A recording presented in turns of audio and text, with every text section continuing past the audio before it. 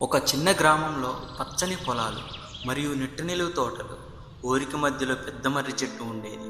ఆ చెట్టు కింద గ్రామస్తులు కూర్చుని కథలు చెప్పుకునేవారు.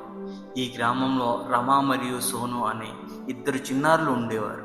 వాళ్ళిద్దరూ ఎప్పుడూ కలిసి ఆడుకునేవారు, పాఠశాలకు వెళ్ళేవారు. ఒకరోజు వాళ్ళిద్దరూ గ్రామం దగ్గర ఉన్న నదికి ఆడుకోవడానికి వెళ్ళారు. నది ఒడ్డున ఇసుకలో ఏదో మెరిసింది. రమా దగ్గరకు వెళ్ళి చూస్తే అది ఒక చిన్న బుట్టలో నిండా నాణేలు. సోను, ఇక్కడ చూడు, ఇది ఎవరిది అని ఆమె అరిచింది. సోను వచ్చి చూశాడు. నిజంగా నాణేలు, మనం ఇప్పుడు ధనవంతులం అన్నాడు సోను ఉత్సాహంగా. కానీ రమ ఆలోచించింది, ఇది ఎవరో కోల్పోయారు, కోల్పోయిన వారు చాలా బాధపడుతూ ఉండి ఉంటారు, మనం ఈ నాణేలు తీసుకోకూడదు అంది ఆమె.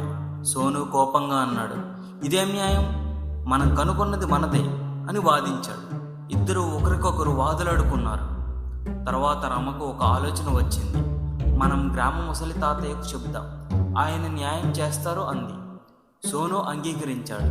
ఇద్దరూ బుట్ట తీసుకుని మర్రి చెట్టు కింద ఉన్న తాతయ్య దగ్గరకు వెళ్ళారు. తాతయ్య ఆ నాణేలు చూసి, ఇది గ్రామం వ్యాపారి రామయ్యది, అతను ఈరోజు ఉదయం నాణేలు కోల్పోయాడు అన్నాడు. వెంటనే రామయ్యని పిలిచారు. అతను వచ్చి నాణేలు చూసి ఉవ్వెత్తిన ఏడవసాగాడు.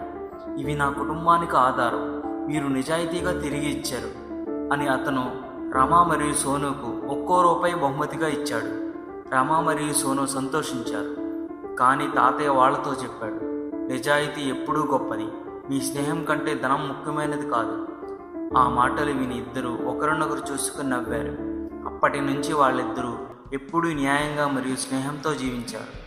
గ్రామంలో అందరూ వాళ్ళ నైతికతను ప్రశంసించారు.